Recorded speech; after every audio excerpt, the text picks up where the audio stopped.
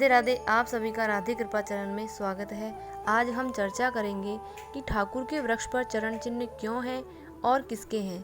क्षमा बड़न को चाहिए, छोटन को अपराध, कहाँ विष्णु को गट गयो, जो भृंगु ने मारी लात।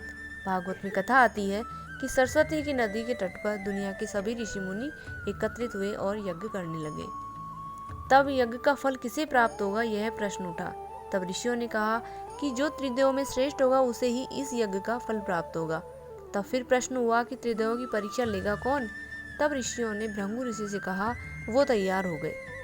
तब भृंगु ऋषि सबसे पहले ब्रह्मा जी के पास गए। इतने सालों बाद वो अपने पिता के पास गए और जाकर ब्रह्मा जी के सामने खड़े हो गए। क्योंकि भृंगु ऋषि ब्रह्मा जी के पुत्र थे, इसलिए ब्रह्मा जी ने मन ही मन क्रोध किया कि इतने समय के बाद आने पर भी ना मुझे इन्होंने दंडवत प्रणाम किया, ना मेरा आदर किया। तब भृंगु ऋषि समझ गए कि ब्रह्मा जी को मन ही मन क्रोध आ रहा है, ये त्रिदेव में श्रेष्ठ नहीं हो सकते। इसके पश्चात वो कैलाश पर्वत पर जाते हैं। वैसे तो शिवजी और भृंगु ऋषि दोनों भाई हैं, क्योंकि ब्रह्मा जी से प्रकट हुए हैं, इसलिए भृंगु ऋषि को देखते ही शिवजी उन्हें आलिंगन करने के लिए आगे बढ़ते हैं। तो भृंगु ऋषि कहते हैं कि आगे मत बढ़ना, क्योंकि तुम हमेशा अपने शरीर पर भस्म लगा के रखते हो और मैं तो रोज नित्य नियम से रहता हूँ और रोज स्नान करता हूँ। इतना सुनते ही शिवजी को क्रोध आया कि शायद तुम्हारी मौत यहाँ तक लेकर आई है, आज तुम मेरे क्रोध से नहीं बच पाओगे। तभी माँ पार्वती आ जाती हैं और पार्वती को देखते ही शिवजी का क्रोध मान लो शांत हो जाता है। तब भृंगु ऋषि सोचते हैं कि शिवजी के अंदर भी क्रोध है, इसलिए ये भी त्रिदेवों में श्रेष्ठ नहीं है।